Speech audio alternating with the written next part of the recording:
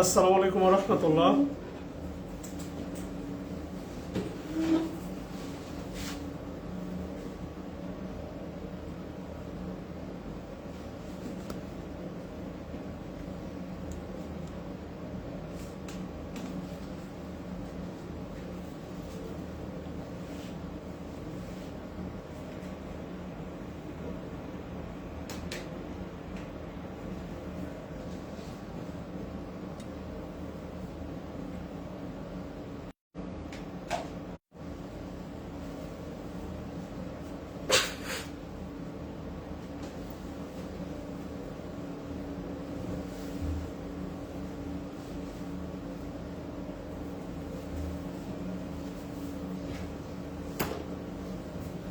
আসসালামু আলাইকুম ওয়া রাহমাতুল্লাহ। আশা করি সবাই অনেক অনেক ভালো আছেন। অনেকদিন পর আপনাদের সাথে কথা বলতে আসলাম।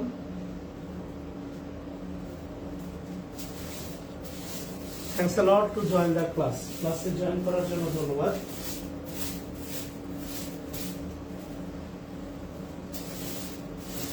আচ্ছা,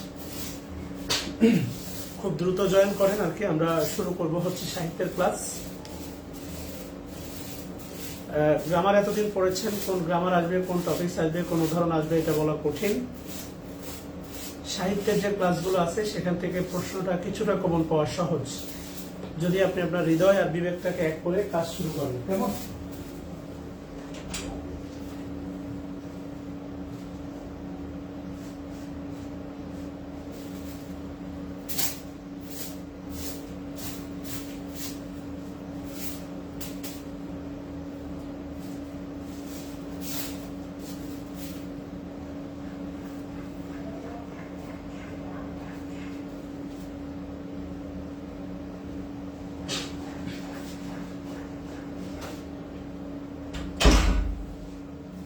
আচ্ছা, আশা করি সবাই ভালো আছেন। আলহামদুলিল্লাহ, আমিও ভালো আছি। জানি স্টুডেন্ট সংখ্যা কম হবে।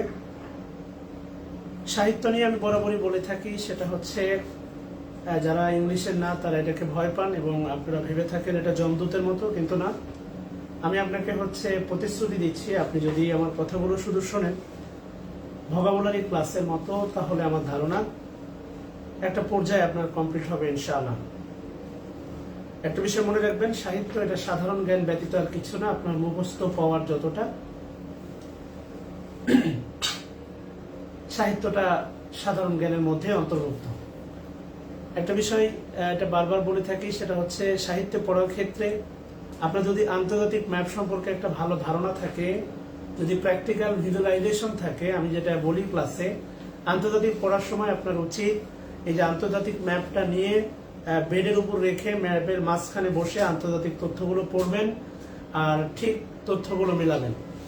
আমি যদি আপনাকে বলি, খেয়াল করে দেখেন, এখন বর্তমান বিশ্বের যে বড় একটা যুদ্ধ চলতেছে, বর্তমান বিশ্বের যে যুদ্ধটা চলতেছে, এই যে দেখেন ইউক্রেন আর এই যে দেখেন মস্কো, অর্থাৎ ইউক্রেন আর মস্কোর ভিতরে খুব বড় একটা যুদ্ধ চলতেছে। খেয়াল করে দেখেন, হ্যাঁ।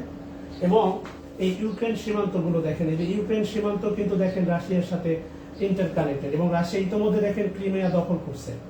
এখন আলটিমেটলি এই ইউক্রেন যদি হচ্ছে আপনার ন্যাটোতে যোগ দেয়, তাহলে ইউক্রেনের মাটি ন্যাটোর জন্য হালাল হয়ে যাবে এবং ন্যাটো পারমাণবিক এনে একদম রাশিয়ার সীমান্তে বসাতে পারবে, যাতে রাশিয়াকে শায়েস্তা করা যায় বা রাশিয়া যে সামনে আগাচ্ছে সেটাকে বাধাগ্রস্ত করা যায়। আমি আশা করি দেখতে পাচ্ছেন অনেকদিন পরে ক্লাসে আসলাম, ইনশাল্লাহ ধারাবাহিকভাবে ক্লাসগুলো হবে।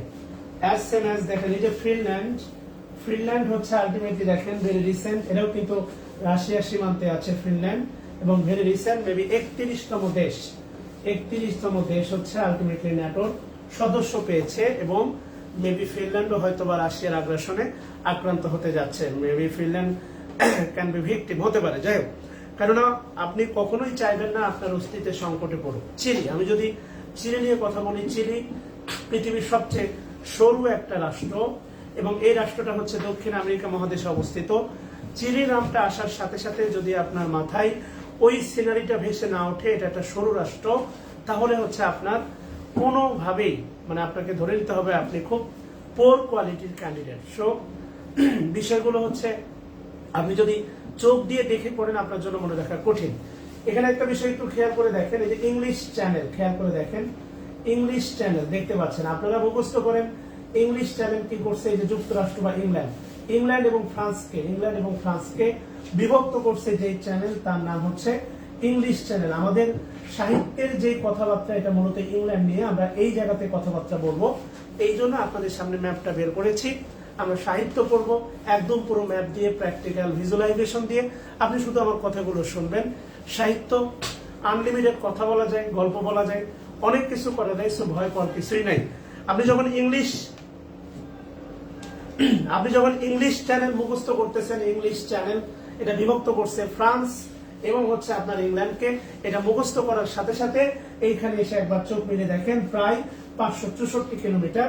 আর এইটা হচ্ছে দেখেন আটলান্টিক মহাসাগর, যেটা ইউরোপ এবং আমেরিকা মহাসাগরকে বা আমেরিকা মহাদেশকে বিভক্ত করছে। এটা হচ্ছে সেই আপনার কি বলে আটলান্টিক মহাসাগর, যেটা ইউরোপ এবং আমেরিকাকে বিভক্ত করছে। আর নিচের দিকে দেখতে পাচ্ছেন হচ্ছে আফ্রিকাকে এখানে জিব্রাল্টার, আফ্রিকা এবং ইউরোপকে যেটা বিভক্ত করছে তার নাম হচ্ছে জিব্রাল্টার প্রণালী। এখানে একটা দেশ আছে, মেবি হচ্ছে আপনার আফ্রিকা মহাদেশে, এই যে মরক্কো। এই দেশটা খুবই গুরুত্বপূর্ণ। মরক্কো খেয়াল করেন কেন গুরুত্বপূর্ণ। আমরা হ্যামলেটে কি বলে শেক্সপিয়ারের একটা সাহিত্য পাবো, Othello, fatal consequence of doubt, সন্দেহের একটা নির্মম বলি। সেই অথেলোর যে মানে অথেলো একজন ছিলেন মরক্কোর অধিবাসী মুর, যাকে বলা হচ্ছে মুসলিম সেনাপতি। মরক্কোর অধিবাসীদের বলা হয় মুর। যেমন আমরা বাংলাদেশি, ইন্ডিয়ান, বিভিন্ন নামে সংজ্ঞায়িত করা হয়, ভেনিসিয়ান, রোমান, বাইজেন্টাইন। কথা কি বুঝছেন কিনা? সো আলটিমেটলি দেখেন এই মরক্কোর অধিবাসী হচ্ছে গেছেন এই যে দেখেন ইতালিতে, কেননা অথেলো সাহিত্যটা মূলত ইতালিকে কেন্দ্র করে। উনি কোন একদিন হচ্ছে ইতালিতে গিয়ে বসবাস শুরু করেন। উনি একজন ছিলেন নিগ্রো, কালো এবং বিখ্যাত একজন সোলজার ছিলেন। ইতালির একটি শহরের হচ্ছে মেয়রের সামনে তার গৌরব গাথা, বিজয়ের গল্প কি বলে হচ্ছে, ধরেন আমি যদি বলি আমাদের ধরেন ঢাকা ক্যান্টনমেন্টের যে প্রধান আছেন সিইও, উনি যদি ঢাকা মেয়রের কাছে গিয়ে তার বিজয় গাথা বর্ণনা করেন, ঢাকা মেয়রের মেয়ে আড়াল থেকে শুনে তার প্রেমে মজে যায়, সেটা নিয়ে গড়ে ওঠা এই গল্পটা। মরক্কোর অধিবাসী, এবং আপনি ভালো করে জানেন এই মরক্কো হচ্ছে আফ্রিকা মহাদেশে অবস্থিত। এরপরে খেয়াল করে দেখেন এখানে যুক্তরাষ্ট্রের পাশে আছে দেখেন স্কটল্যান্ড। এই যে লাল দাগটা দেখতেছেন স্কটল্যান্ড। আপনি ভালো করে জানেন একটা বিখ্যাত সাহিত্যকর্ম আছে ম্যাকবেথ। আর ম্যাকবেথের যে রাজা ছিলেন ডানকান, তিনি কোথাকার রাজা ছিলেন? স্কটল্যান্ডের রাজা। এবং আলটিমেটলি গল্পের শুরুতেই আপনি দেখবেন ওনাদের সাথে নরওয়ে, এই যে নরওয়ের কিন্তু যুদ্ধ চলতেছিল। গল্পের শুরুতেই নরওয়ের যুদ্ধ চলছিল। আবার খেয়াল করেন এই যে দেখেন পাশে ইংল্যান্ড। মনে রাখবেন ইংল্যান্ড এবং ভারত পাকিস্তান যেভাবে চিরশত্রু ছিল, ইংল্যান্ড এবং ফ্রান্স চিরশত্রু ছিল। ভালো করে খেয়াল করে দেখেন এই ইতিহাসগুলো যদি আপনি খুব ভালো করে গ্রাস্প করতে পারেন, সাহিত্য আপনার কাছে তুলসী পাতার মতো মনে হবে। এই ইংল্যান্ড এবং ফ্রান্স, মনে রাখবেন শত্রুর শত্রু আমার বন্ধু, আর শত্রুর বন্ধু আমার শত্রু। এটা আজীবন মনে রাখবেন। ইংল্যান্ড বিশ্বের এমন কোন দেশ নাই যে তারা শাসন করে না। ইংল্যান্ড শাসন করছে আমেরিকাকে। 1776 সালে যখন দেখা যাচ্ছে জর্জ ওয়াশিংটন হেরেই যাচ্ছিল, ঠিক ওই সময় গিয়ে 1776 সালে তো স্বাধীনতা লাভ করছে মেবি হচ্ছে আমেরিকা। এর আগে যখন ওয়াশিংটন হেরে যাচ্ছিল, তখন ফ্রান্স গিয়ে তাদের জায়গায় দাঁড়িয়ে বললো, না আমরা তোমাকে রসদ দিচ্ছি, যেভাবে এখন ইউক্রেনকে দেওয়া হচ্ছে, আপনারা যুদ্ধ করেন। এবং এই ফ্রান্স এই যুদ্ধে সহায়তা করতে গিয়েই তো দেউলিয়া হয়ে যায় এবং 1798 সালে ঘটিত হয় সেই বিখ্যাত ফরাসি বিপ্লব। ইংল্যান্ড এবং ফ্রান্স ভারত পাকিস্তানের মধ্যে একদম চিরশত্রু ছিল। সব এই জায়গাগুলো আমাদের বিবেচনা করে ম্যাপটাকে সামনে নিয়ে আপনি এই বিষয়গুলো পড়বেন, দেখবেন আপনার জন্য সবচেয়ে সহজ হয়ে যাবে। আপনি পড়ছেন হ্যামলেট পড়ছেন। হ্যামলেট এই যে গত 43 বা 44 বিশেষ একটা গুরুত্বপূর্ণ প্রশ্ন ছিল। হ্যামলেটের যে রাজা কিং হ্যামলেট আর তার সন্তান হচ্ছে প্রিন্স হ্যামলেট। এই কিং হ্যামলেটের কাহিনী গড়ে উঠছে এই যে ডেনমার্ককে কেন্দ্র করে। ডেনমার্ক যার রাজধানী হচ্ছে কোপেনহেগেন। আর এই যে ডান পাশে দেখতে পাচ্ছেন জার্মানি আর ইংল্যান্ড, জার্মানি আর এই যে মাঝখানে দেখেন বেলজিয়াম, যেটাকে বলা হয় ইংল্যান্ড মানে ইউরোপের cockpit, the battle place of Europe. কথা কি বুঝছেন কিনা? এই জায়গাগুলোকে আমরা খুব সুন্দর করে, কেননা আলটিমেটলি দেখেন হ্যামলেট গড়ে উঠেছে ডেনমার্ককে কেন্দ্র করে। আমি এর আগে আপনাদের একটা ক্লাস যদিও নিয়েছি, সেখানে হচ্ছে আমি দেখানোর চেষ্টা করেছি আপনাদের যুগ বিভাগের মধ্যে কোনটা গুরুত্বপূর্ণ। আপনি কিচ্ছু না, আপনি আমার ওই নোটটা সামনে রাখবেন আর আমার কথাগুলো শুনবেন। কথা দিচ্ছি আপনি 8 থেকে 10 পাবেন নিঃসন্দেহে। সো বেশি না, আপনাকে কয়েকটা দিন আমার সাথে একটু কি বলে পরিশ্রম দিতে হবে। টাইম নিয়ে মানে কাজঝাপ করবেন না, কেননা আপনাদের এখন অফিস আদালত কি বলে প্রতিষ্ঠান বন্ধ। বাসায় বসে বসে এই ক্লাসগুলো একটু দেখবেন, আর একটু জাস্ট প্র্যাকটিক্যাল ইমাজিনেশনের মাধ্যমে রিকল করার চেষ্টা করবেন। আমাদের লিটারেচার যেটা শুরু ছিল, এর আগেও যেটা যুগ আছে, old English period, middle English period, যেগুলো আমাদের লিটারেচারে নাই, এই জন্য আমি এটা মূলত অন্তর্ভুক্ত করি না। বাট এলিজাবেথান পিরিয়ড থেকে আমি আপনাদের দেখানোর চেষ্টা করছি, এলিজাবেথান পিরিয়ড থেকে দেখানোর চেষ্টা করছি যে যুগ বিভাগ আপনাকে মুখস্থ করতে হবে দুইটা যুগ, একটা এলিজাবেথান, কেননা এলিজাবেথান যুগের টোটাল যুগ বিভাগ হচ্ছে 5টা, এর সাথে আরো দুটা যুগ আছে বা আরো দুটা পিরিয়ড আছে। শেক্সপিয়ারিয়ান, যেটা শেক্সপিয়ারের সমৃদ্ধির যুগ, যে সময়টা শেক্সপিয়ারিয়ান ইংল্যান্ডের সাহিত্যে নেতৃত্ব দিচ্ছে। আপনি যদি বলেন who is the best, Christopher Marlowe না শেক্সপিয়ার, আসলে এই কম্প্যারিজনের কোনো সুযোগই নাই। আপনি যদি বলেন যে হচ্ছে ক্রিস্টোফার মার্লো হচ্ছে বেস্ট নাট্যকার না শেক্সপিয়ার, এই কম্প্যারিজনের কোনো সুযোগই নাই। কেননা যখন বাংলাদেশে নায়ক মান্না প্রতিষ্ঠিত একজন নায়ক, তখন হচ্ছে সাকিব খান এই ঢাকাতে শহরে প্রবেশ করছে। ওই যে আপনি ভালো করে জানেন হচ্ছে মাইকেল মধুসূদন দত্তর সেই কি বলে হচ্ছে কপোতাক্ষ নদ, বা আপনি যদি বলেন জীবনানন্দ দাশের সেই ধানসিঁড়ি বলেন বা যেটা বলেন না কেন, same as Shakespeare, the bird of Avon নদী, কপোতাক্ষ নদ যেভাবে ওতপ্রোতভাবে মাইকেল মধুসূদনের সাথে হচ্ছে ইন্টার কানেক্টেড, ঠিক একইভাবে হচ্ছে আপনার বার্ড অফ অ্যাভন।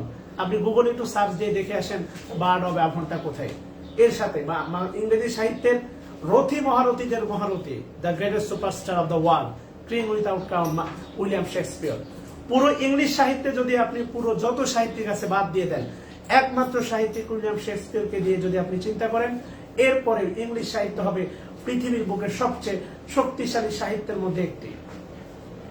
খেয়াল করেন, বার্ড অফ অ্যাভন, কপোতাক্ষ নদের সাথে যেভাবে হচ্ছে Michael Madhusudan related, William Shakespeare ঠিক একইভাবে হচ্ছে আপনার বার্ড অফ অ্যাভনের সাথে রিলেটেড, আঙ্গাঙ্গিক ভাবে জড়িত। বিশ্বের কিছু চরিত্র আছে, খেয়াল করে দেখেন। উইলিয়াম শেক্সপিয়ারকে বলা হয় কি বলে human nature, poet of human nature. আপনি ভালো করে জানেন রোমান্টিক যুগের একজন সাহিত্যিক আছেন উইলিয়াম ওয়াটসন, যাকে বলা হয় পোয়েট অফ নেচার, যার কবিতাগুলো পড়লে আপনার নেচার মানে নেচারের ভিজুয়ালাইজেশন আপনার মাথার উপর ভেসে উঠবে। উনি নেচারের বর্ণনা দিয়ে অনেকগুলো কবিতা লিখছেন, যার কবিতা পড়লে যার আপনি প্রকৃতির মাঝখানে হারিয়ে যাবেন। আর উইলিয়াম শেক্সপিয়ার হচ্ছে পোয়েট অফ হিউম্যান নেচার, যেটা বলে গেছেন স্যামুয়েল জনসন তার একটা বিখ্যাত বই a preface to William Shakespeare.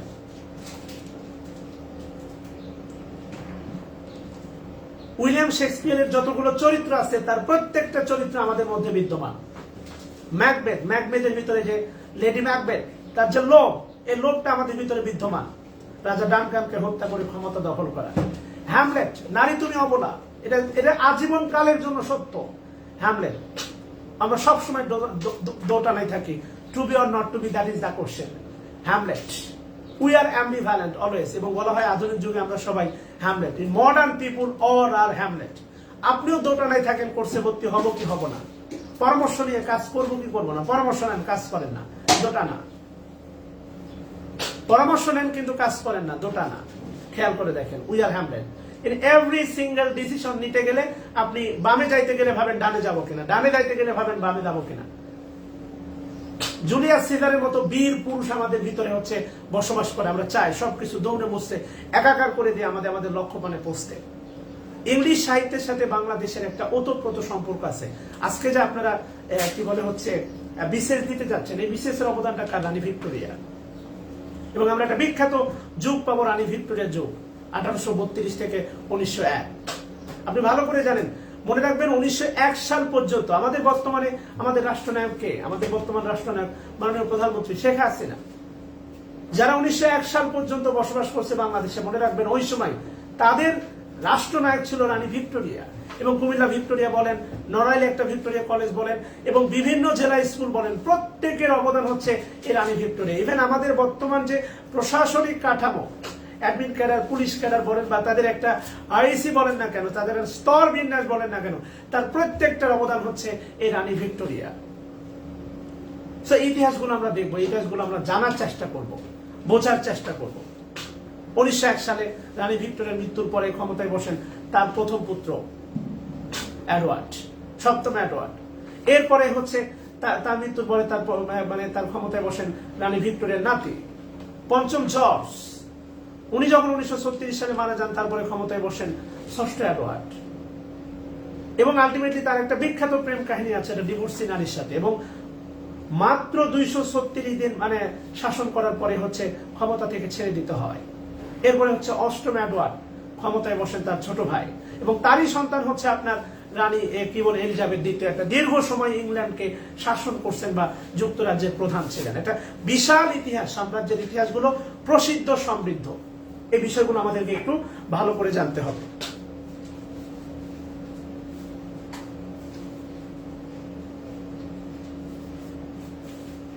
কথা কি বুঝতেছেন কিনা? What ever. তো প্রিয় শিক্ষার্থী, আমি আপনাকে যে জায়গা থেকে নিতে চাচ্ছি, দেখেন আমাদের এই যুক্তরাজ্যের ইতিহাস নিয়ে আমরা শুরু করব। যুক্তরাজ্যের ইতিহাস, এই জায়গাটা হচ্ছে আমাদের মূল জায়গা। একটা বিষয় মনে রাখবেন, আপনারা ফেসবুকে অনেক সময় আবেগী বক্তব্য দেন, আমি বিনয়ের সাথে বলবো বি স্টপড, থামেন। সবসময় সবকিছু বলতে হয় না, নেভার। আমি যদি বলি বাংলাদেশ ক্রিকেটের পঞ্চ পাণ্ডব আছে, ইংলিশ সাহিত্যের পঞ্চ পাণ্ডবদের একজন হচ্ছে উইলিয়াম শেক্সপিয়ার। অতীতে রাজারা কবি সাহিত্যিকদের পৃষ্ঠপোষকতা করতেন বলেই অত্যন্ত সমৃদ্ধ। মনে রাখবেন, সাহিত্যিকদের পেটে যদি ভাত না থাকে সাহিত্য বের হওয়াটা কঠিন। যদি বলি চার্লস ডিকেন্স, অ্যানাদার পঞ্চপাণ্ডব, চার্লস ডিকেন্স, যিনি ছিলেন রানী ভিক্টোরিয়ার অত্যন্ত কাছের একজন মানুষ। আধুনিক যুগে যদি বলেন জর্জ বার্নার্ড শো, যাকে বলা হয় মানে father of modern literature, George Bernard Shaw, আয়ারল্যান্ডের বিখ্যাত নাট্যকার জর্জ বার্নার্ড শো। এরপরে যদি বলেন টি.এস. এলিয়ট, যিনি আমেরিকান মানে নাগরিক ছিলেন, এরপরে হচ্ছে ইংল্যান্ডে এসে হচ্ছে সাহিত্য রচনা শুরু করছেন। এরপরে হচ্ছে হ্যামিংওয়ে, আর্নেস্ট হ্যামিংওয়ে, যিনি হচ্ছেন আমেরিকার সাহিত্যিক এবং বিখ্যাত উপন্যাসিক। এ ফেয়ার অ্যান্ড প্লামস, এই বাহু দ্বারা হচ্ছে তিনি প্রেমিকার বাহু বুঝিয়েছেন, এই বাহু দ্বারা হচ্ছে আবার অস্ত্র বুঝিয়েছেন। যদি বলেন এগুলো কালজয়ী উপন্যাস। এই হচ্ছে পঞ্চপাণ্ডব। শেক্সপিয়ারের উপর আমি একাধিক ক্লাস নিব, মিনিমাম 2-3টা ক্লাস নিব, কারণ এখান থেকে 2টা বা 3টা প্রশ্ন আসবে। আমার শীটে শেক্সপিয়ার সম্পর্কে যা দেয়া আছে একটা ওয়ার্ডও বাদ দেয়া যাবে না। বিলিভ মি অর নট, শেক্সপিয়ারের মতো সনেট আজও পৃথিবীতে অদ্বিতীয়। উনার মতো সনেট আজও কেউ লিখতে পারে না, অপ্রতিদ্বন্দ্বী, অপ্রতিরোধ্য, অসম্ভব। এই কারণে আপনাদের বিনয়ের সাথে বলতেছি, আমরা যা পড়বো আমরা তা ম্যাপে, আপনারা যখন ক্লাস করবেন তখন গুগলটা পাশে রাখবেন যদি ল্যাপটপ থাকে, আর মোবাইল থাকলে পরবর্তীতে মিলিয়ে দেখবেন। আমি যখন বলছি বার্ড অ্যাভন, একবার গুগলে টাচ করে দেখেন বার্ড অফ অ্যাভন, দেখবেন একটা ডিটেলস তথ্য, একটা সামারি চলে আসবে। আমি আপনাকে যে কথাগুলো বলতে গিয়ে অন্য প্রসঙ্গে চলে গেলাম, যে আলটিমেটলি বর্তমান সরকার ভালো করতেছে খারাপ করতেছে এটা নিয়ে আপনার মাথা ব্যথার কারণ হওয়া দরকার নেই, এত চিন্তাশীল দরকার নেই। দেশে অনেক বুদ্ধিজীবী আছে, সব বিষয় ফেসবুকে লিখবেন না। কেননা শেক্সপিয়ার যতগুলো নাটক রচনা করেছেন, শেক্সপিয়ার যতগুলো চরিত্র করেছেন, বেশিরভাগই হচ্ছে তার মানে নিজের দেশের বাইরে। যেমন হ্যামলেট লিখছেন আপনার হচ্ছে ডেনমার্ক নিয়ে, ম্যাকবেথ হচ্ছে ডানকান স্কটল্যান্ডের রাজা, খেয়াল করে দেখেন। এরপরে হচ্ছে অথেলো, এটা হচ্ছে ইতালি, তার সেনাপতি হচ্ছে মরক্কোর অধিবাসী। অথেলো একজন মুসলিম সেনাপতি, খেয়াল করে দেখেন। জুলিয়াস সিজার, সেই একদম রোমান, সেই 2000 খ্রিস্টপূর্ব মানে আগের কথা, জুলিয়াস সিজার। উনি চাইলেই কিন্তু রানীর বিরুদ্ধে লিখতে পারতেন, তাহলে যে তার অস্তিত্ব কোথায় দাঁড়াতে। এই কারণে সবসময় ফেসবুকে পোস্ট করলেই আপনি অনেক বড় কিছু হয়ে যাবেন, এটা ভাবার কোনো সুযোগ নাই। মাঝে মাঝে নীরবতা আপনার জন্য কল্যাণের।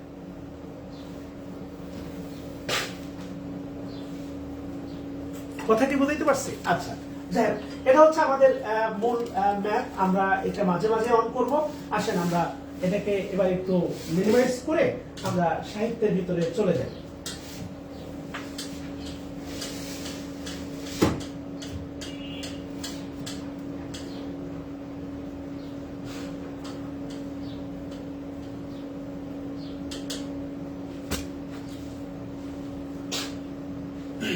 আমরা সাময়িক অনেকগুলো কথাবার্তা বলছিলাম, আমাদের এর আগেও কথাবার্তা হয়েছে, আমরা এগুলো নিয়ে কিছুটা আলোচনা করেছিলাম। দেখেন, বলছিলাম ইংলিশ লিটারেচার, এবং সেখানে বলছিলাম দেখেন রেনেসাঁ পিরিয়ড। রেনেসাঁ পিরিয়ড নিয়ে আমরা কথা বলতে গিয়ে বলছিলাম, দেখেন আমাদের class formal start. Renaissance period নিয়ে আমরা কথা বলতে গিয়ে বলছিলাম এটা 1500 থেকে 1660, এবং বলছিলাম টোটাল 160 বছর। এবার চাইলে আপনি কমেন্ট করতে পারেন। আমার ধারণা যারা ক্লাস করতেছেন একটু জানাবেন আপনাদের কাছে এই নোটটা আছে কি না।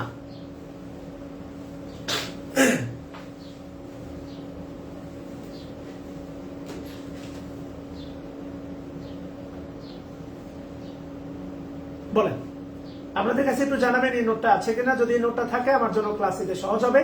আর আপনার কাজ হচ্ছে এখন দাগানো, আর আপনার কাজ হচ্ছে কমেন্ট করা। যেহেতু হচ্ছে অফলাইন ক্লাস হলে আমি আপনাকে মুখ দিয়ে বলাতাম, আমার উদ্দেশ্য হচ্ছে এটা আপনার মাথায় গেঁথে দেওয়া, অর্থাৎ মুখস্থ করিয়ে দেওয়া। যেহেতু সেটা সম্ভব হচ্ছে না, এই মুখস্থ করার একমাত্র ওয়ে হচ্ছে কমেন্ট। সো প্রচুর কমেন্ট করতে হবে আর হচ্ছে প্রচুর খাতায় দাগাতে হবে। রেনেসাঁ পিরিয়ড বলা হচ্ছে 1500 থেকে 1560, 160 বছর।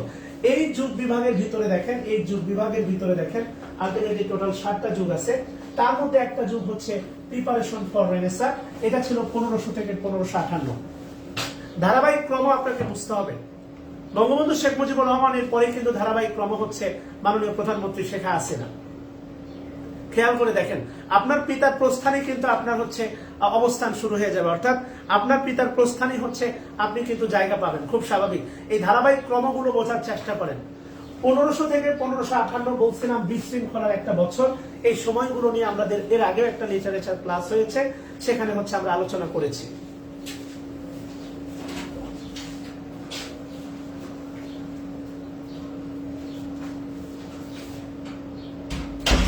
এবং এই যুগে আমি বলছিলাম, এই যুগের হচ্ছে একটা বিখ্যাত কালপিটের নাম হচ্ছে আপনার হেনরি এইট।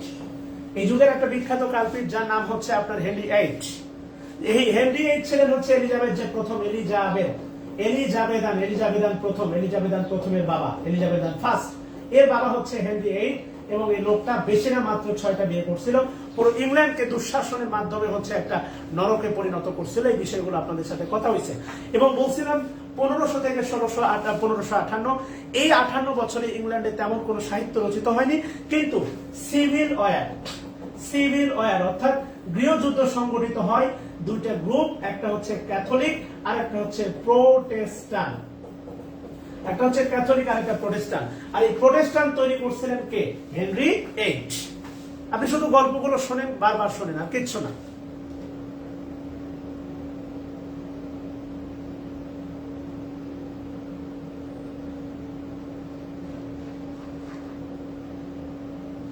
কথা কি বুঝতেছেন কিনা খেয়াল করে দেখেন। সিভিল ওয়ার ছিল, এবং এটা কোনো মাত্র এটা যে ধর্মীয় কারণে ছিল তা না। আলটিমেটলি দেখেন এখন সৌদি আরব মাঝে মাঝে হচ্ছে কি বলে ইয়েমেনে হামলা চালায়, এটা যে ধর্মীয় কারণ তা না। তারা যে হচ্ছে আলটিমেটলি এটা হচ্ছে আধিপত্যের বিস্তার চলতেছে মধ্যপ্রাচ্যে। আমাদের ভিতরে তো একতা নাই, কিন্তু আধিপত্যের বিস্তার, কার ক্ষমতা কত, এটা ছিল শুধুমাত্র হচ্ছে ব্যক্তিগত স্বার্থে। ওই সময় পোপ, যাদের খ্রিস্টানদের ধর্মগুরু বলা হয়তো পোপ। ইভেন আপনি জানেন কিনা যে হিন্দু ধর্মে আত্মীয়দের মধ্যে বিয়ে করা হচ্ছে হারাম কিনা, মানে আত্মীয়দের মধ্যে বিয়ে হয় না। এই ব্যাপারে এখানে কেউ আছেন কোন হিন্দু ভাই বা বোন? এখানে কেউ আছেন কোন হিন্দু ভাই বা বোন? দেখেন, সাহিত্যের ক্লাসগুলো কিন্তু আমার কমিটমেন্টের ভিতরে ছিল না। আমি আপনাদের আরো ক্লাস দেবো, এবং প্রিলির পরে একদম পূর্ণাঙ্গ ফ্রি হ্যান্ড রাইটিং এর ক্লাস দেবো, যেটা আপনার রিটেনে কাজে লাগবে। আমাকে ভুল বুঝেন না যে আমি কোর্সটা লেন্থি করতেছি কেন, আপনাকে আর একটু বেশি সেবা দেওয়ার জন্য। এখানে কোন হিন্দু ভাই আছেন যারা বলতে পারেন আপনাদের আত্মীয়তার মধ্যে বিয়ে বৈধ না অবৈধ? অ্যাজ সেম অ্যাজ হ্যামলেট, ওই যে আলটিমেটলি দেখবেন ইংল্যান্ডের ঠিক ডান পাশে মানচিত্রে দেখবেন ইংল্যান্ড, এই জায়গায় যদি ইংল্যান্ড হয়, এই জায়গায় হচ্ছে জার্মানি, আর মাঝখানে এই জায়গায় বেলজিয়াম। ইংল্যান্ডের ডান পাশে হচ্ছে আপনার ইংল্যান্ডের নিচে, এটা যদি ইংল্যান্ড হয়, ইংল্যান্ডের নিচে হচ্ছে ফ্রান্স। এই যে আলটিমেটলি হ্যামলেট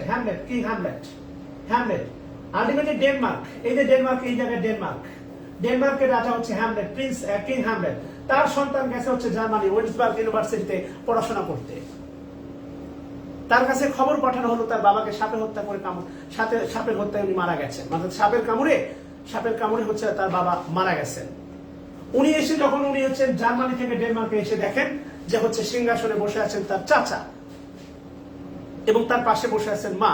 কেননা মনে রাখবেন, ক্যাথলিকের মধ্যে একটা রুট আছে, তারাও মানে দেবর কখনো ভাবিকে বিয়ে করতে পারবে না, এটা আছে ক্যাথলিকে।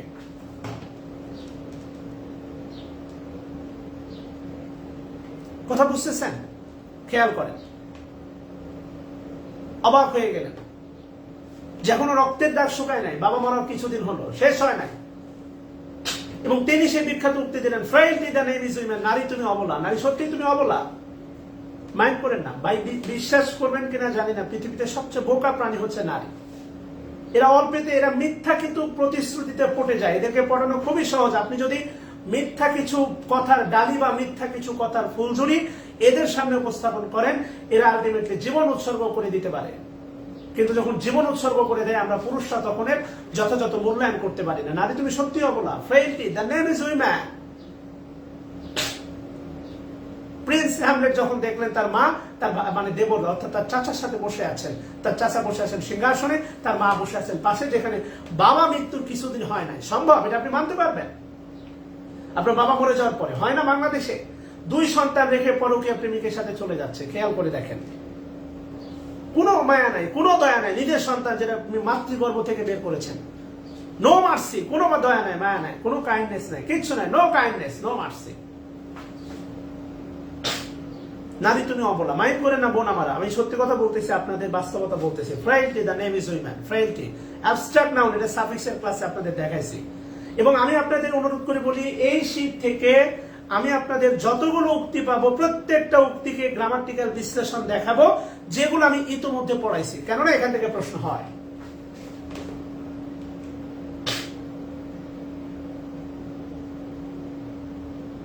আমরা অনেক ভুল করে বসি, নারীরা অনেক ভুল করে বসেন, সবাই না করেন। শেক্সপিয়ারকে বলা হয় poet of human nature. Human নেচারের যত দিক আছে আপনি যদি তার সাহিত্য পড়েন সবগুলো আপনার সাথে মিলে যাবে। একটু কমেন্ট করেন না ভাই। শেক্সপিয়ার, তার উপাধি হচ্ছে পোয়েট অফ হিউম্যান নেচার। এই উপাধি দিচ্ছেন স্যামুয়েল জনসন, যিনি হচ্ছেন নিও ক্লাসিক্যাল যুগের একজন সাহিত্যিক।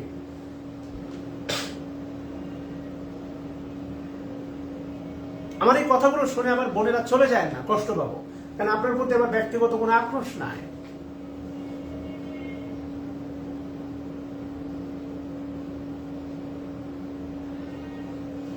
আচ্ছা, খেয়াল করে দেখেন, যেখানে আমরা ছিলাম প্রিপারেশন ফর রেনেসাঁ, এই যুগে সিভিল আর্ট ছিল, ক্যাথলিক প্রোটেস্ট্যান্টের মধ্যে একটা লং সিভিল আর্ট ছিল। এই যুগে তেমন কোনো সাহিত্য রচনার সুযোগ হয় নাই, উল্লেখযোগ্য তেমন কোনো সাহিত্য নাই। আর আমি আপনাদের বলছিলাম একটা বিখ্যাত সাহিত্য ছিল থমাস মুর, আর থমাস মুরের ইউটোপিয়া রচনা করছিলেন থমাস মুর। ইউটোপিয়া, এগুলো সবই লেখা আছে ইউটোপিয়া। আর এই ইউটোপিয়া রচনার কারণে হচ্ছে তাকে শিরচ্ছেদ করা হয় 1533 সালে। তাকে শিরচ্ছেদ করা হয় 1533 সালে। এবং এই 1533 সালে জন্ম নেন হচ্ছে রানী এলিজাবেথ। এই 1533 সালে জন্ম নেন কে? রানী এলিজাবেথ। তাহলে কমেন্ট করেন, রানী এলিজাবেথের জন্মসাল কত? 1533। খেয়াল করে দেখেন, এলিজাবেথান পিরিয়ড, ঠিক 1558 সালে হচ্ছে তার বড় বোন মারা যান, কুইন মেরি, যাকে বলা হয় ব্লাডি মেরি। আমরা 71 সালের যুদ্ধকে বলি ব্লাডি ওয়ার। ব্লাডি শব্দটা অ্যাডজেক্টিভ, ব্লাড, ব্লাড হচ্ছে নাউন, আর ব্লাডের সাথে ওয়াই যুক্ত করলে হয় ব্লাডি, অ্যাডজেক্টিভ। ব্লাডি মেরি বলা হয় কেননা ওনার বাবা ছিলেন ক্যাথলিক, প্রোটেস্ট্যান্ট চালু করলেন, আর কুইন মেরি ছিলেন হচ্ছে ক্যাথলিক। এবং উনি ক্ষমতায় বসার পরে, উনি 1553 সালে ক্ষমতায় বসার পরে উনি প্রচুর প্রোটেস্ট্যান্ট হত্যা করছেন, এই জন্য ওনাকে বলা হচ্ছে ব্লাডি মেরি। খেয়াল করে দেখেন। এবং 1558 সালে জরাইতে ক্যান্সারের মাধ্যমে উনি মারা যান। এই 1558 সালে, খেয়াল করে দেখেন, প্রিপারেশন ফর রেনেসাঁ যেখান থেকে শেষ, এলিজাবেথের সেখান থেকে কিন্তু শুরু। অর্থাৎ ইংল্যান্ডের ক্ষমতায় বসেন 1558 সালে, ইংল্যান্ডের ক্ষমতায় বসেন 1558 সালে, এবং এই 1558 থেকে থাকেন 1603 সাল। ঠিক এই 1603 সালে এই রানী এলিজাবেথের কাছ থেকেই অনুমতি নিয়ে এই ভারতীয় উপমহাদেশে প্রথম আসেন ইস্ট ইন্ডিয়ান কোম্পানি। হার এক্সেলেন্সি, তাকে চিঠি লেখেন, হার এক্সেলেন্সি, আমরা এই উপমহাদেশে ব্যবসা করতে যেতে চাই। এই প্রথম 1600 সালে ইংরেজি সাহিত্যের সাথে মনে রাখবেন বাংলাদেশের ইতিহাস ওতপ্রোত জড়িত। ইংরেজি সাহিত্যের সাথে বাংলার ইতিহাস ওতপ্রোত জড়িত। কেননা রানী এলিজাবেথের শাসনকাল দেখেন 1558 থেকে 1603। এই 1603টা ইতিহাসে অত্যন্ত গুরুত্বপূর্ণ একটা সাল। এই 1603 সালে উনি ক্ষমতায় সর্বশেষ ছিলেন। এই ঠিক 1600 সালে হচ্ছে আলটিমেটলি আপনার অনুমতি নিয়ে হচ্ছে ইস্ট ইন্ডিয়া কোম্পানি প্রথমে ভারতবর্ষে আসার জন্য যাত্রা করে।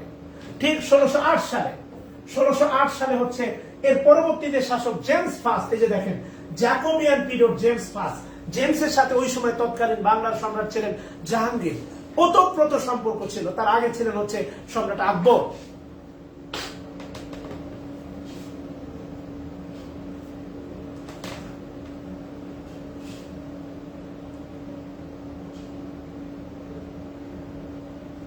খেয়াল করে দেখেন প্লিজ, সম্রাট আকবর। এরপরে জেমসের আমলে জেমসের সাথে জাহাঙ্গীরের খুব বন্ধুত্বপূর্ণ একটা সম্পর্ক ছিল। এবং আপনি ভালো করে জানেন মেবি হচ্ছে 1603 সালে প্রথম কুটির স্থাপন করে মেবি হচ্ছে ভারতের সুরাটে। এর মধ্য দিয়ে আস্তে আস্তে শক্তিশালী হইতে ব্রিটিশ ইস্ট ইন্ডিয়া কোম্পানি, একসময় তো পুরো দেশই তারা দখল করে নেয়, আলটিমেটলি নবাব সিরাজউদ্দৌলাকে পরাজিত করার মধ্য দিয়ে। নবাব সিরাজউদ্দৌলার নামটা যখন চলে আসলো, মনে রাখবেন নবাব সিরাজউদ্দৌলার যে মীর জাফর, এ যতটা প্রথমাষ্ট, জুলিয়াস সিজারের বন্ধু ব্রুটুস তুমিও, আপনি যখন কারো কাছ থেকে কোনো কাজ প্রত্যাশা করবেন না, ধরেন এখানে এক্স নামে কোন একজন ব্যক্তি আছেন, আমার ক্লাস করতেছেন, আমি তার টিচার, আপনি চাকরি পাইছেন, বিয়ে শাদী করছেন, খুব সুন্দরী একটা মেয়ে বিয়ে করছেন, কোন একটা পার্টিতে আপনার ওয়াইফের সাথে আমার পরিচয়, আপনি বলেন স্যার মাই ওয়াইফ, তা আপনার ওয়াইফকে দেখে আমার ভালো লাগলো, আমি বিমুগ্ধ। এরপর আমি যেভাবে হোক তাকে হচ্ছে আমার দিকে আনার চেষ্টা করলাম, আই ট্রাই টু ইমপ্রেস হার। আপনি বুঝতেছেন আপনার ওয়াইফ পরকে লিপ্ত, কিন্তু ডেফিনেটলি কার সাথে, হু ইজ দ্য কালপ্রিট, এই কালপ্রিটটা কে, এটা ডেফিনেটলি কালপ্রিটের কথা ভাবলে আমার কথা আসবে না। কিন্তু যখন কোন একদিন আপনি আমার সাথে তা আপনার ওয়াইফকে দেখবেন, আপনি অবশ্যই বলবেন স্যার আপনি। অর্থাৎ আপনি যার কাছ থেকে কল্পনাই করেন না এই কাজটা হবে। বিখ্যাত একটা উক্তি ছিল, ব্রিটিশ তুমিও। আপনার ওয়াইফ আমার হাত ধরে বসে আছে, আপনি এসে সামনে বলতেছেন স্যার আপনি, স্যার খেয়াল করে দেখেন ইমাম হাসান হোসেনের আমলে যে ইয়াজিদ, সে কমপ্লিটলি সুস্পষ্ট ভাবে পথভ্রষ্ট। নবাব সিরাজউদ্দৌলার হচ্ছে মীর জাফর, জুলিয়াস সিজারের ব্রুটুস এবং বঙ্গবন্ধু শেখ মুজিবুর রহমান আলী খন্দকার মুস্তাক। বঙ্গবন্ধুর মা মারা যাওয়ার পরে এইভাবে গড়াগড়ি করে কান্নাকাটি করছে এই খন্দকার মুস্তাক, কল্পনার বাইরে। সেই যে এত বড় একটা বিদ্রোহ করে বলবে, আপনি চিন্তা করতে পারেন? এই চরিত্রগুলোকে কোনোভাবেই ইমানি চরিত্র ভাবার কোন সুযোগ নাই, মানে নাই।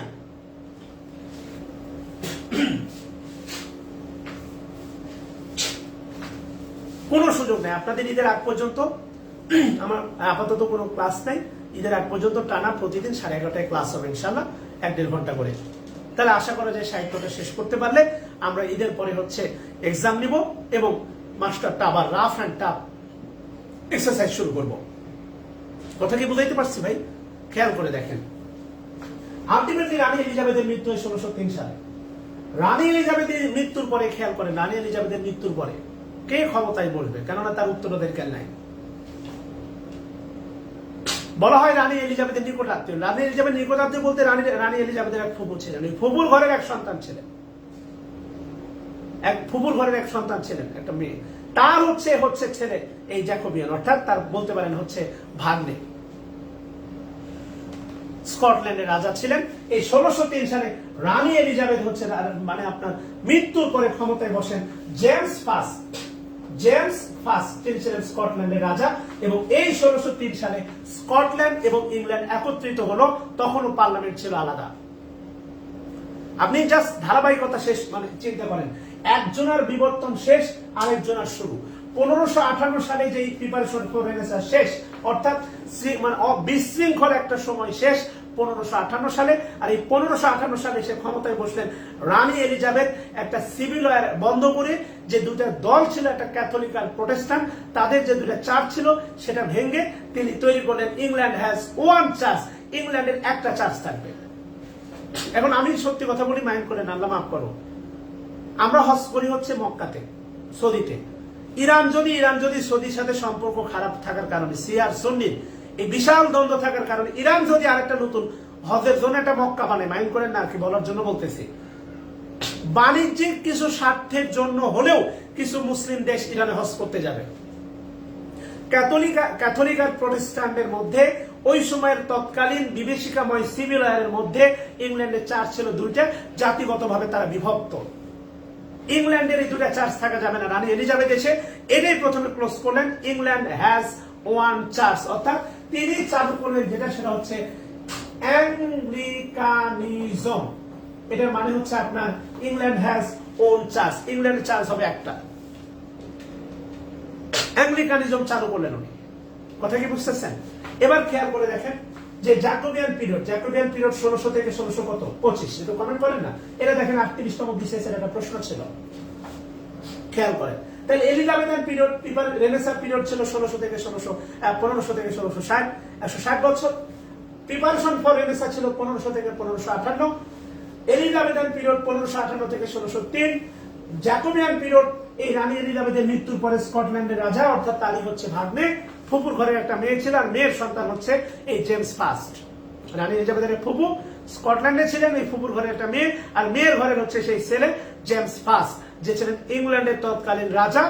রানী এলিজাবেথ মৃত্যুর পরে তার আর কোনো উত্তরাধিকারী খুঁজে না পাওয়ায় এই স্কটল্যান্ডের রাজাকে বানানো হলো ইংল্যান্ডের রাজা, এবং স্কটল্যান্ড ইংল্যান্ড একত্রিত হলেন। আপনি বিশ্বমাত্রিতে দেখবেন স্কটল্যান্ড ইংল্যান্ড খুবই কাছাকাছি। জ্যাকোবিয়ান পিরিয়ড, রাজা জেমস ফার্স্টের মৃত্যুর পরে তার প্রথম সন্তান হচ্ছে চার্লস ফার্স্ট ক্ষমতায় বসেন 1625 থেকে 1649। 1625 থেকে 1649, খেয়াল করে দেখেন।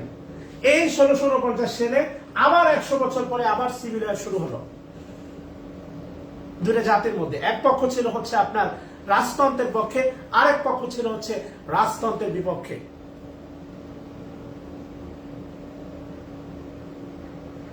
এই 1649 সালে আবার ইংল্যান্ডে সিভিল ওয়ার শুরু হলো। এক পক্ষ ছিল হচ্ছে রাজার পক্ষে, আরেক পক্ষ ছিল হচ্ছে গণতন্ত্রের পক্ষে, তারা রাজতন্ত্র চায় না।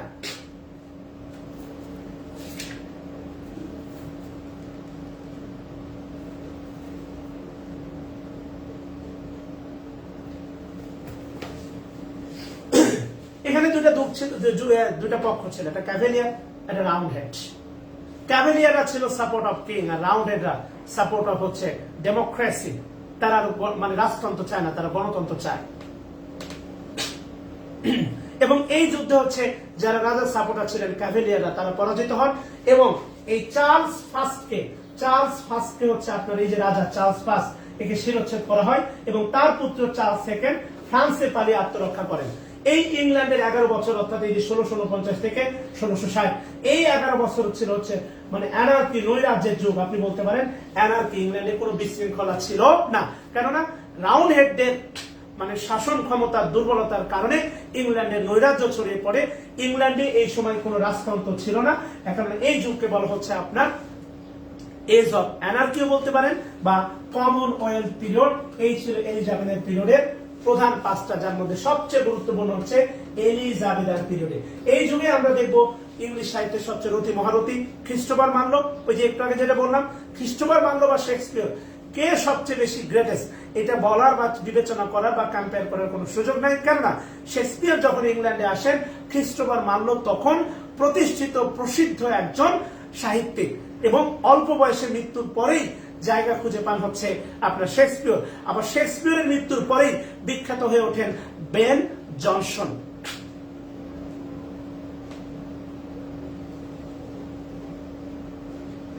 আমরা এই ইতিহাসগুলো দেখবো ইনশাআল্লাহ। এরপরে কি বলছে দেখেন, আলটিমেটলি এই যুগে আরো দুটা যুগ বিভাগ ছিল, খেয়াল করে দেখেন। এই আরো দুটা যুগ বিভাগ ছিল, একটা হচ্ছে age of Shakespeare. Age of Shakespeare, এই যে 1590 থেকে দেখেন শেক্সপিয়ারের যুগ শুরু। এই 1590 মারা যান হচ্ছে আপনার কে, ক্রিস্টোফার মার্লো। খেয়াল করে দেখেন 1590 থেকে শুরু হওয়ার অর্থ হচ্ছে দেখেন, যেটা হচ্ছে আলটিমেটলি মূল বিষয়, শেক্সপিয়ারের টোটাল জীবনকাল, এটা মনে রাখা সহজ হয়ে বলতেছি, শেক্সপিয়ারের টোটাল জীবনকাল হচ্ছে 52 বছর। খেয়াল করেন তার জন্ম, শেক্সপিয়ারের জন্ম কত সালে? 1564 সালে না, বলেন তো 1500 কত সালে? 64 সালে বেবি। এবং তার মৃত্যু হচ্ছে 1616। খেয়াল করে দেখেন তার মৃত্যু হচ্ছে 1616।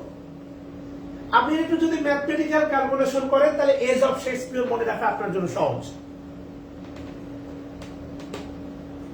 ইয়েস, মাসুরা খাতুন। শেক্সপিয়ারের জন্ম হচ্ছে 1564 সালে, তার মৃত্যু হচ্ছে 1616। আপনি যদি এই টোটাল তার জন্ম মৃত্যুটা ক্যালকুলেশন করেন, যে 1564 থেকে 1616, তাহলে দেখবেন এই টোটাল হচ্ছে 52 বছর। টোটাল 52 বছর। এই টোটাল 52 বছরকে আপনি 2 দিয়ে ভাগ দেন, তাহলে 2 দিয়ে যদি ভাগ দেন আসে 26 বছর। এজ অফ শেক্সপিয়ার আপনি ক্যালকুলেট করে দেখেন, এটাও হচ্ছে 26 বছর। এজ অফ শেক্সপিয়ার কল্পনা করে মানে ক্যালকুলেট করে দেখেন, এই যে 1590 থেকে 1616, ওইদিকে 16 এইদিকে 10, 26 বছর।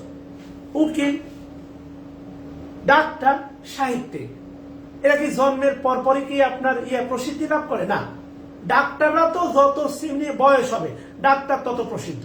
উকিল, একজন ব্যারিস্টার পাশ করে এসে বড় উকিল না, একজন সাহিত্যিক লেখা শুরু করলে সাহিত্যিক না। তাহলে এরা তাদের শেষ জীবনে প্রসিদ্ধ লাভ করে, খ্যাতি লাভ করে, যশ লাভ করে, চারিদিকে নাম ছড়িয়ে পড়ে। তাহলে এজ অফ শেক্সপিয়ার যেটা বলা হচ্ছে, এটা হচ্ছে শেক্সপিয়ারের টোটাল জীবনের অর্ধেক। তাহলে তার টোটাল জীবন হচ্ছে 52। এই 52কে যদি আপনি 2 দিয়ে ভাগ করেন তাহলে আসে 26। এজ অফ শেক্সপিয়ার প্রসিদ্ধ যুগ হচ্ছে 26। এটা শুরুর 26 না, শেষের 26। এখন আপনি যদি তার মৃত্যুটা মুখস্থ রাখতে পারেন, এই মৃত্যু থেকে যদি আপনি 26 বছর পেছনে আসেন, তাহলে চলে আসবে 1500 থেকে 1590। অটোমেটিক এটা আপনার মুখস্থ রাখা সহজ।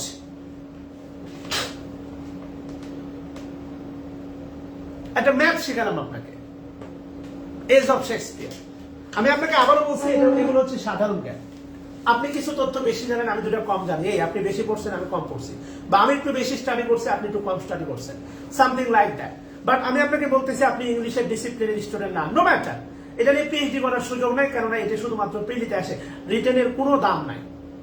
বাট প্রিলিতে টেকার জন্য অনেক ভূমিকা আছে।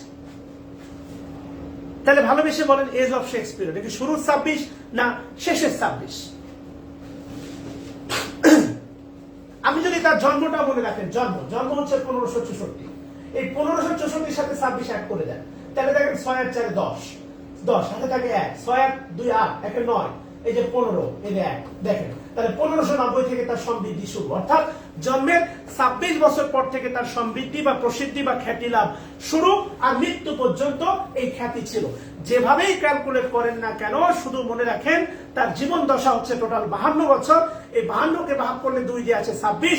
এই 26 ছিল হচ্ছে তার প্রসিদ্ধিকাল, সাহিত্যের প্রসিদ্ধ, মানে এই সময় তার চরম সাহিত্য রচিত হয়েছে, নাটক রচিত হয়েছে, তারপরে হচ্ছে আপনার সনেট রচিত হয়েছে। খেয়াল করে দেখেন,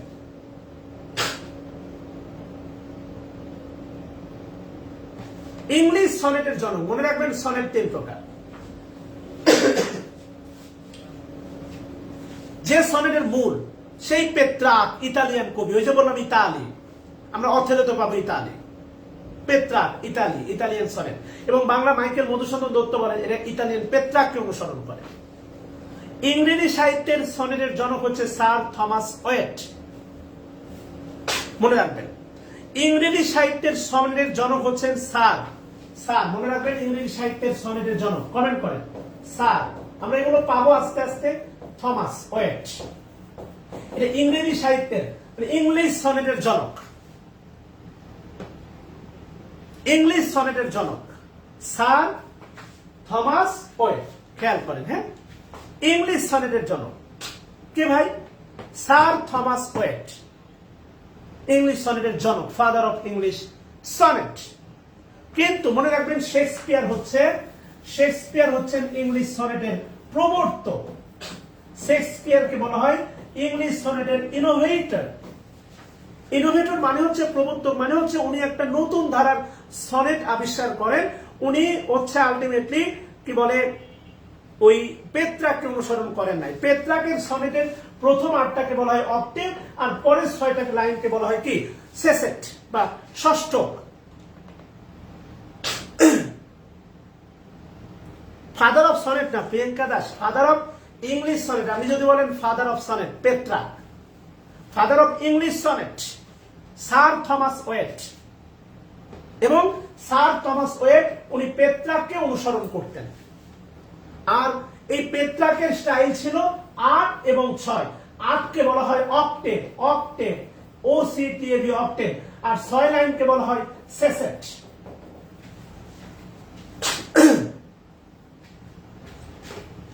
আমি কি বোঝাতে পারছি?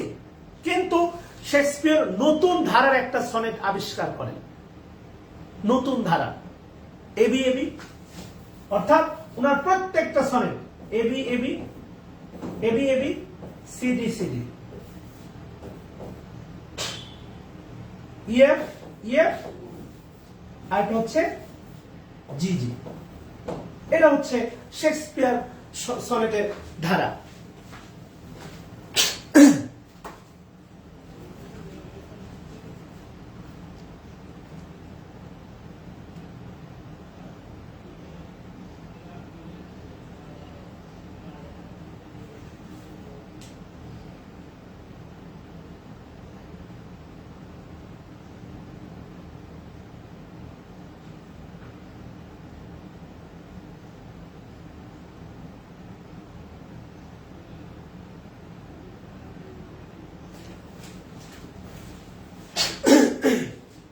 তাই একটু কমেন্ট করেন হচ্ছে ইনোভেটর, ইংলিশ সনেটের ইনোভেটর হচ্ছে শেক্সপিয়র, আর ইংলিশ সনেটের ফাদার হচ্ছেন sir Thomas Wyatt. Sir Thomas Wyatt follow করতেন পেট্রাককে, আর শেক্সপিয়রের সনেটের অনর্থতা। শেক্সপিয়রের সনেট কয়টা রে ভাই? শেক্সপিয়রের সনেট কয়টা? 150টি না 51টি? বলেন তো শেক্সপিয়রের সনেট কয়টা? তার নাটক হচ্ছে 37টা, তার নাটক 37টা, বাট সনেট কয়টা? 150টা না 51টা? আমাদের সংবিধানের ধারা কয়টা?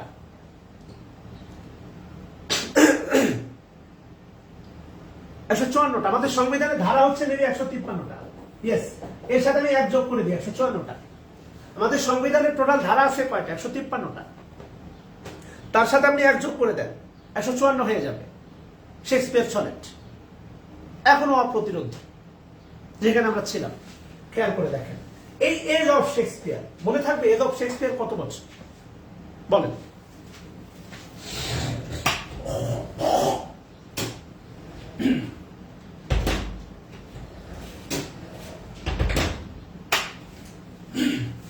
এজ অফ শেক্সপিয়ার কত বছর বলেন? 26 বছর। সালটা বলেন, সাল।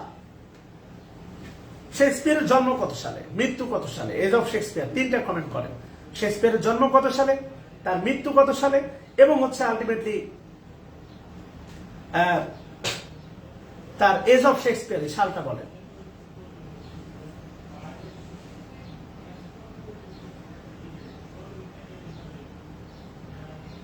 কালকে ক্লাস 11:30টায়। মাশাআল্লাহ। আচ্ছা, এবার খেয়াল করে দেখেন এজ অফ পিউরিটান। পিউরিটান বলে একটা জাতি ছিল। খেয়াল করে দেখবেন, আমরা আমাদের স্বাধীনতার এই 50-51 বছরে আমরা একটা কথা বলি, এরশাদের আমলে চাল ছিল এত টাকা। আপনি আপনার বাবা বা দাদারকে জিজ্ঞেস করবেন, কেননা এরশাদের আমলে আপনার বাবা ছিল ইয়াং লেডি, ইয়াং বয়েস। এরশাদের আমলে আপনার বাবা বা আপনার দাদা ছিল, মানে দাদা ইয়াং না, বাবা ইয়াং ছিল। এরশাদের আমলে ইয়াং মানুষ ছিলেন, 16, 17, 18 এই বছরের ছেলেরা। খেয়াল করে দেখেন শেক্সপিয়ারের আমল বলে একটা কথা আছে, এটা কি মানেন আপনারা? এরশাদের আমল 96 সাল ছিল আওয়ামী লীগের আমল, 2001 সাল ছিল বিএনপির আমল। এই যে কথাগুলো বলে না, যে আমল একটা ভিত্তিক ব্যাপার আছে না, এবং এর সাথে একটা লম্বা সময় শাসন করছে। বঙ্গবন্ধুর আমল, যখন উনি হচ্ছেন মানে মানে স্বাধীনতার পরে ক্ষমতায় বসলেন, বঙ্গবন্ধুর আমলে, ব্রিটিশ আমলে, কথা আছে না। এই সময় একটা জাতি ছিলেন পিউরিটান, তাদের একটা বিশাল আধিপত্য ছিল, এবং তারা একটা দীর্ঘ সময় 1620 থেকে, অর্থাৎ 1620 মানে হচ্ছে আপনার দেখেন জ্যাকোবিয়ানের অফিসে একটা অংশ আছে, জ্যাকোবিয়ান 25, 1620 থেকে 1660, এই দীর্ঘ একটা সময় ইংল্যান্ডে তাদের একটা আধিপত্য ছিল। এই কারণে এই যুগকে বলা হচ্ছে এজ অফ পিউরিটান, অর্থাৎ পিউরিটান পিরিয়ড। বুঝতে পারছি? খেয়াল করেন। আসেন আমি একটু সামনের দিকে যাই। খুবই গুরুত্বপূর্ণ একটা পিরিয়ড দেখেন, নিও ক্লাসিক্যাল পিরিয়ড। ভাবেন নিও ক্লাসিক্যাল পিরিয়ড।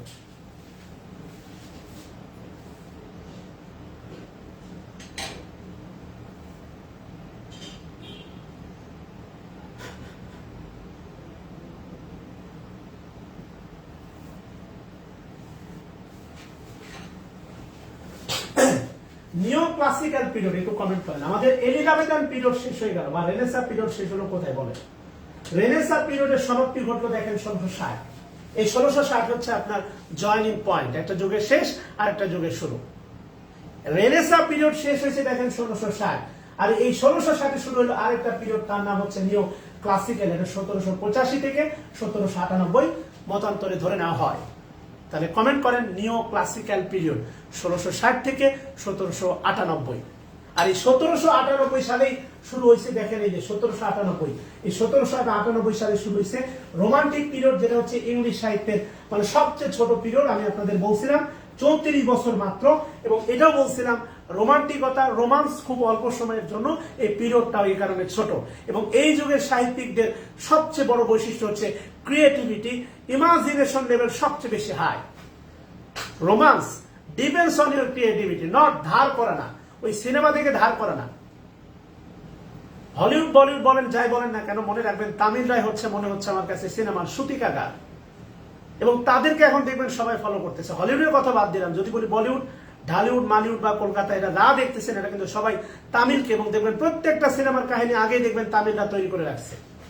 জিতের একটা সিনেমা আছে দেখবেন সুরাইয়া ভাই, সূর্য, এই সিনেমাগুলো হচ্ছে তামিল অনেক আগে করছে এবং অনেকগুলো নায়ক দ্বারা করাইছে। এবং বর্তমান যে হিটিং স্টাইল বা অ্যাকশন স্টাইল, মানে প্রায় প্রত্যেকটা ফলো করতেছে তামিলকে। এদের মতো তামিল বা তেলেগু, এদের মতো এক্সেপশনালিজম, এদেরকে আপনি রোমান্টিসিজমের মধ্যে ফেলতে পারেন। রোমান্টিসিজমের সংজ্ঞাতেই বলা আছে create something new by imagination, কল্পনা শক্তির মধ্য দিয়ে আপনাকে নতুন কিছু করা। ওই হাঁটু গেড়ে তাসান ফুল দিচ্ছে আপনিও দিচ্ছেন, এটা রোমান্টিসিজম না। Create something new to be happy, আপনি হ্যাপি করার জন্য আপনার প্রিয় মানুষকে কিছু একটা করবেন, এটা হচ্ছে রোমান্টিসিজম।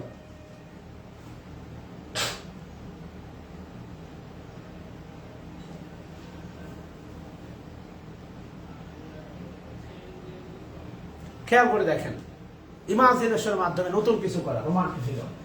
এবার খেয়াল করে দেখেন 1660, আমাদের মনে আছে কিনা 1660, এই যে আলটিমেটলি আমরা একটু দেখলাম 1649 থেকে 1660, এই 1660, এই 11 বছর ছিল রাজতন্ত্র না গণতন্ত্রের যুগ, বা আমরা বলছিলাম মানে অ্যানার্কি, এজ অফ অ্যানার্কি, মানে কোনো ইয়া ছিল না, শৃঙ্খলা ছিল না। এরপরে ইংল্যান্ডের জনগণের উপলব্ধি হলো দে আর রিয়ালাইজ রাজতন্ত্র বেস্ট ফর দেম, তাদেরকে মনার্কি দরকার। এবং ওই যে আলটিমেটলি দেখেন 1649 সালে শিরোচ্ছেদ করা হলো চার্লস ফার্স্টের পুত্র চার্লস ফার্স্ট। এই চার্লস ফার্স্টের পুত্র মানে চার্লস ফার্স্টকে শিরোচ্ছেদ করা হলো, তারই পুত্র হচ্ছে চার্লস সেকেন্ড, এই যে ফ্রান্সে পালিয়ে গিয়ে আত্মরক্ষা করলো ফ্রান্স, তাকে এনে আবার ইংল্যান্ডের ক্ষমতায় বসানো হলো এবং আবার রাজতন্ত্রের পুনরুদ্ধার হলো। এই জন্য এই যুগের নাম হচ্ছে রেস্টোরেশন পিরিয়ড, 1600 থেকে 60 থেকে 1740 বছর। খেয়াল করে দেখেন রেস্টোরেশন পিরিয়ড।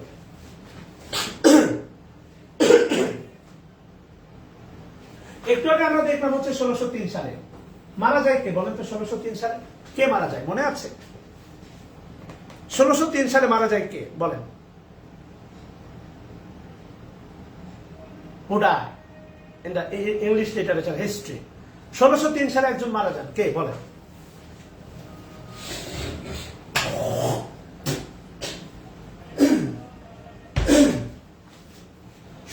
সালে কে মারা যান বলেন? রানী এলিজাবেথ মারা যান 1603 সালে।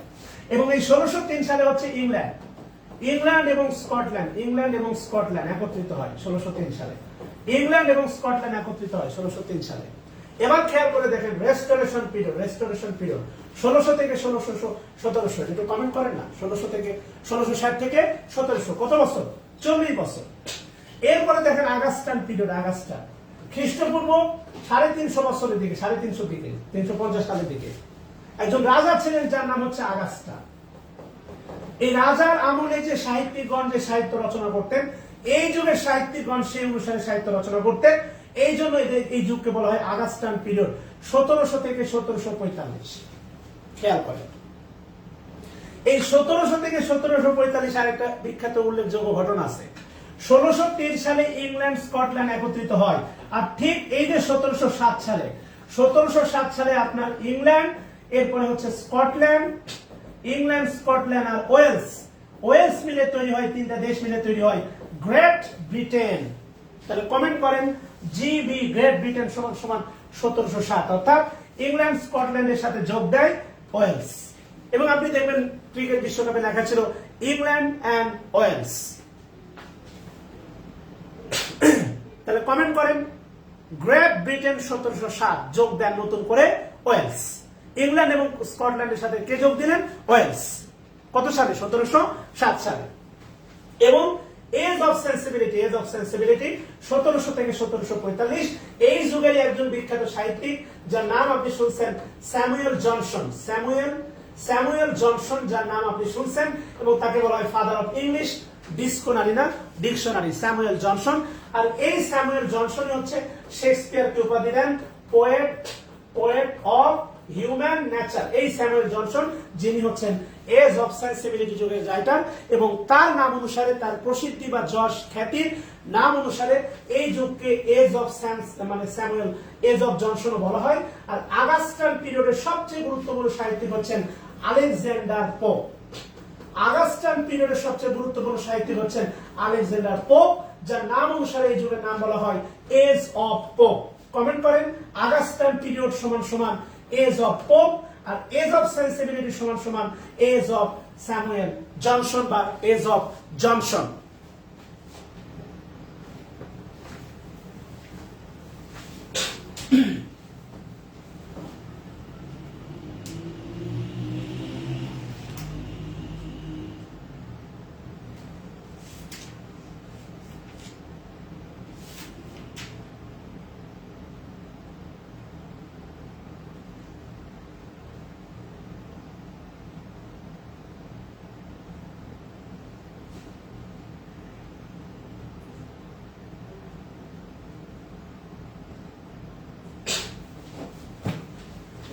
আছেন আপনারা? ওকে, আমরা এই বিষয়গুলোতে, আমরা এই যুগ বিভাগগুলোতে ঢুকবো, আরো বিস্তারিত আলোচনা করবো। আজকে আমি আপনাদেরকে একটা ছোট আবার ক্ষুদ্র জ্ঞানে ওভারঅল একটা ধারণা দিচ্ছি। আচ্ছা, খেয়াল করে দেখেন আলটিমেটলি যেখানে আমরা ছিলাম। ওকে, তাহলে আলটিমেটলি দেখেন রোমান্টিক পিরিয়ড। এই রোমান্টিক পিরিয়ড হচ্ছে বলা হয় কমন পিপল লিটারেচার।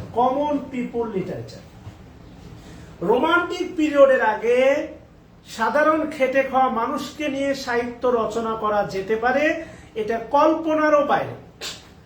এবং আপনি একটা জিনিস খেয়াল করে দেখেন, রোমান্টিক পিরিয়ড কিন্তু কত সালে শুরু হয়েছে একটু ভেবে দেখেন। রোমান্টিক পিরিয়ড শুরু হয়েছে দেখেন 1798 সালে। এই 1798 ঠিক 9 বছর আগে খেয়াল করেন 1789 মনে আছে ফরাসি বিপ্লব হয়েছে, এবং এই রোমান্টিক যুগটা ফরাসি বিপ্লব দ্বারা ব্যাপক প্রভাবিত। তার মধ্যে হচ্ছে উইলিয়াম ওরসন সবচেয়ে বেশি। আমরা বাংলা সাহিত্য পেয়েছিলাম সুকান্ত ভট্টাচার্য, আমরা রোমান্টিক যুগে পেয়ে যাব হচ্ছে জন কিটস, মাত্র 26 বছর বয়সে টিউবারকুলোসিস বা যক্ষা রোগে মারা যান ইতালিতে। জন কিটস নিজেও জানতেন না উনি এত বড় কবি। খেয়াল করে দেখেন, আমরা এই যুগে পাবো হচ্ছে উইলিয়াম ওরসনকে, যিনি তৈরি করছেন হচ্ছে এই রোমান্টিক যুগের হচ্ছে পায়নর বলা হয়, যার লেখা হচ্ছে লিরিক্যাল ব্যালাড, যেখানে কবিতা ছিল টোটাল 23টা, যার মধ্যে হচ্ছে আপনার তার ছিল মেবি 19টা, আর 4টা ছিল তার বন্ধু হচ্ছে এস.টি. কলরিজ, এবং তারা হচ্ছে লেক অফ ইংল্যান্ড একটা ডিস্ট্রিক্টে বাস করতেন, যেটা ঠিক স্কটল্যান্ডের দক্ষিণে। আপনি গুগলে সার্চ দিয়ে দিবেন লেক অফ ইংল্যান্ড। এই কারণে এই উইলিয়াম ওরসনকে বলা হয় লেক পোয়েট। যেহেতু রাজারা হচ্ছে কবিদের পৃষ্ঠপোষকতা করতেন, এই কারণে তারা যে রাজার প্রশংসা করে কিছু লিখবেন এটা নিঃসন্দেহে এটাই বাস্তবতা। কিন্তু এর বাইরেও সাধারণ খেটে খাওয়া মানুষকে নিয়ে সাহিত্য রচিত হতে পারে, সাধারণ মানুষের কথা উঠতে পারে সাহিত্যে। এটা প্রথম প্রমাণিত হয় রোমান্টিক পিরিয়ডে, যেখানে সারা লিরিক্যাল ব্যালাড প্রকাশের মাধ্যমে তোলপাড় শুরু হয়। সাহিত্যে স্থান পায় খুবই সাধারণ খেটে খাওয়া দিনমজুর মানুষ। রোমান্টিকতা ভেসে উঠবে রোমান্টিক পিরিয়ড, আমরা দেখবো ইনশাআল্লাহ। তাহলে রোমান্টিক পিরিয়ড হচ্ছে ইংলিশ সাহিত্যের সবচেয়ে ছোট পিরিয়ড। রোমান্স অল্প, ইংলিশ সাহিত্যের এই পিরিয়ডটা সবচেয়ে কি অল্প। এরপরে দেখেন বলা হচ্ছে ভিক্টোরিয়ান পিরিয়ড, খুবই গুরুত্বপূর্ণ। ওই যে বললাম রানী ভিক্টোরিয়ার অবদান হচ্ছে বলে শেষ করার কোনো সুযোগ নাই।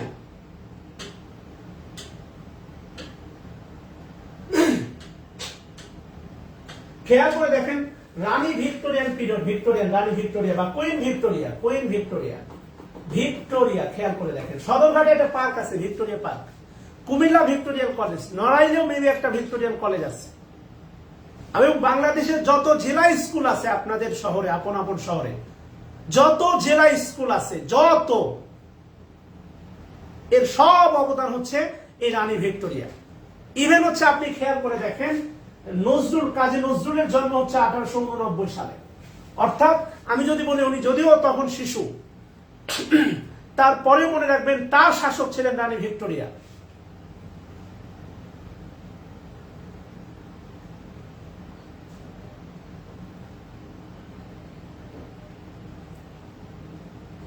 এটা দীর্ঘ সময় শাসন করছেন। আর এই যুগের সবচেয়ে গুরুত্বপূর্ণ একটা সাহিত্যিক হচ্ছেন চার্লস ডিকেন্স, এবং যার জীবন প্রবাহ নজরুলের সাথে অনেকটাই মিল। ফুটপাতে ঘুমিয়ে, ফ্লাইওভারের উপর ঘুমিয়ে যেই ব্যক্তিটা হয়ে ওঠেন ইংল্যান্ডের ওই সময়কালের সর্বশ্রেষ্ঠ একজন উপন্যাসিক। ডেভিড কপারফিল্ড বলেন, এ টেল অফ টু সিটিজ বলেন, হার্ড টাইমস বলেন, আর যাই বলেন না কেন, বিখ্যাত বিখ্যাত উপন্যাসের জন্মদাতা হচ্ছে চার্লস ডিকেন্স, যিনি ছিলেন রানী ভিক্টোরিয়ার অত্যন্ত ঘনিষ্ঠ। আমরা দেখবো ইনশাআল্লাহ এই বিষয়গুলো আমরা বিস্তারিত আলোচনা করবো। আমি আপনাকে বললাম সাহিত্যের পঞ্চপাণ্ডব, যদি ইংলিশ সাহিত্যের আপনি পঞ্চপাণ্ডব বলেন, 1 নম্বর হচ্ছে শেক্সপিয়ার, প্রশ্ন অবতারিত। 2 নম্বর হচ্ছে চার্লস ডিকেন্স। 3 নম্বর হচ্ছে GB Shaw, George Bernard Shaw, যাকে বলা হচ্ছে father of modern English literature. এরপরে হচ্ছে হার্নেস্ট হ্যামিংওয়ে, এরপরে হচ্ছে T S Eliot, Thomas Stearns Eliot, যার বিখ্যাত একটা কবিতা ছিল হচ্ছে ওয়েস্টল্যান্ড, এবং এই কবিতাটা হচ্ছে 20 শতাব্দীর সবচেয়ে শক্তিশালী প্রভাবশালী কবিতার মধ্যে একটা হচ্ছে ওয়েস্টল্যান্ড। এখানে যদি ইংলিশ সাহিত্যের কেউ থাকেন, আশা করি আপনি আমার সাথে দ্বিমত পোষণ করবেন না। T S Eliot, Thomas Stearns Eliot, এই সাহিত্যের এই পঞ্চপাণ্ডব, এদেরকে আমাদের খুব ভালো করে গ্রাফস করতে হবে।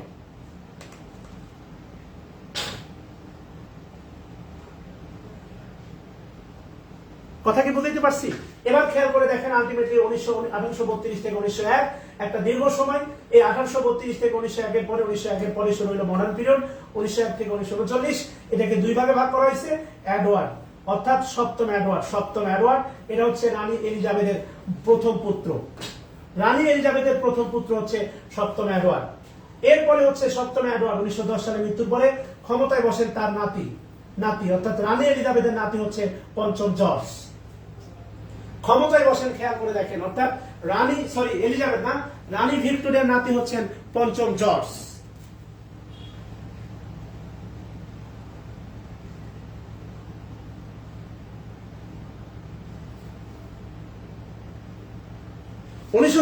সালে আলটিমেটলি দেখেন বলা আছে 1936 সালে খেয়াল করে মাঝখানে 3টে বছর। 1936 সালে মানে এই পঞ্চম জর্জের মৃত্যুর পরে ক্ষমতায় বসেন হচ্ছে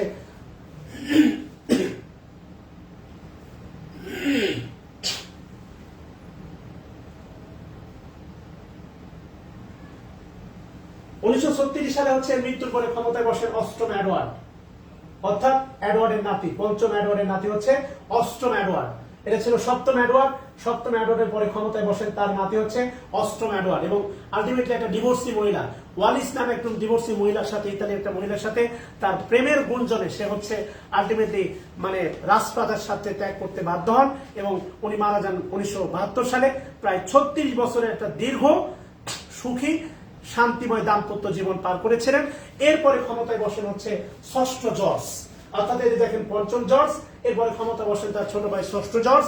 আর এই ষষ্ঠ জর্জের কন্যা হচ্ছে আপনার রানী এলিজাবেথ দ্বিতীয়, যিনি ইংল্যান্ডে একটা লম্বা সময় শাসন করছেন।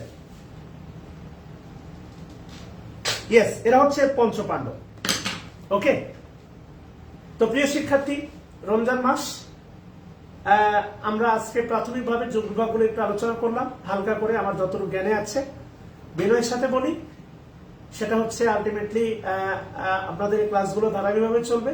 কালকে আপনাদের ক্লাস হবে 11:30 ইনশাআল্লাহ, 1 ঘন্টা 15 মিনিট বা এরকম নেওয়ার চেষ্টা করব, যতটা দেহে কুলাবে রোজা থেকে আর কি। হ্যাঁ, তো অনুরোধ, আপনারা এই ক্লাসগুলো বারবার দেখবেন, বাসায় বসে সময় নষ্ট না করে। যারা বিসিএস এর রিয়াল ক্যান্ডিডেট তাদের উদ্দেশ্যে একটা কথা বলি, আপনাদের ঈদ শুরু হবে চাঁদ রাত থেকে। চাঁদ রাত মজা করবেন, ঈদের দিনটা মজা করবেন, আর পরের দিন থেকে আবার স্টুডেন্ট লাইফে ফিরে আসবেন। অর্থাৎ আপনার ঈদ বলে কিছু নাই, কারণ এই ঈদকে বিসর্জন দিলে আগামী 2টা বছর পরে ঈদে দেখবেন আপনি ঈদের আগে। কেননা এর আগে দেখছি বিসিএস এর যত রেজাল্ট, ভেরিফিকেশনের রেজাল্ট বা রিটেনের রেজাল্ট বা ভাইবার রেজাল্ট গুলো হয়, মানে ঈদের ঠিক 7 দিন আগে।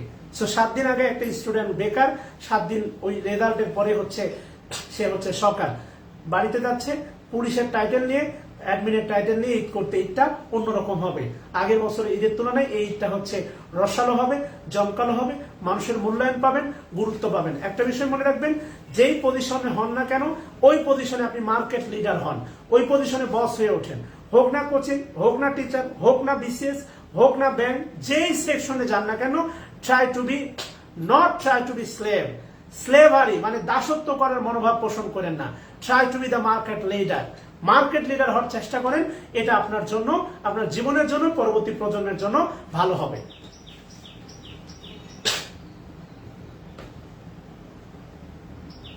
হ্যাঁ, কালকে 11:30টায়।